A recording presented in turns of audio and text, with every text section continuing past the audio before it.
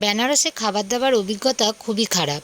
এটা ছিল স্পেশাল থালি, যেই স্পেশাল থালিটার দাম ছিল 180 টাকা। তার মধ্যে কোনো কিছুই ছিল না এবং খাবার দাবার মুখে দেওয়াই যাচ্ছিল না। এরপরে আমরা চলে গেলাম গঙ্গা স্নানের উদ্দেশ্যে। আর যাওয়ার সময় এই বড় ছাগলটা দেখে আমি তার ভিডিওটা করতেও ছাড়লাম। আমরা যেই ঘাটের কাছেই হোটেলে ছিলাম সেই ঘাটটার নাম হচ্ছে হরিশ্চন্দ্র ঘাট।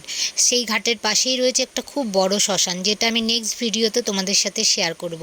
আর আমরা যখন সবাই লাইফ জ্যাকেট পরছি, কাকিমা খুব রিল্যাক্সে ছিল, পরবে না। তারপরে এই ছিঁড়া ফাটা লাইফ জ্যাকেটটা কাকিমাকে দিল এবং আমার মেয়ের তো এটা খুব আনন্দ উপভোগ করছিল।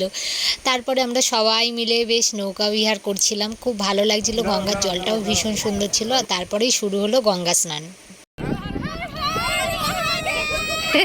সবার আনন্দ দেখেছো তো? পরিবার নিয়ে কোথাও বেড়াতে গেলে এই আনন্দটা কিন্তু পাওয়া যায়। আর আমার মেয়েকে দেখো, ও তো গঙ্গা থেকে উঠবেই না। আর সবাই ক্লান্ত হয়ে রাতে কিভাবে ঘুমাচ্ছে দেখো। কিন্তু আমার যেটা হয়, রাতে ঘুমিয়ে আসে না, সেই একই ব্যাপার ওখানেও হলো।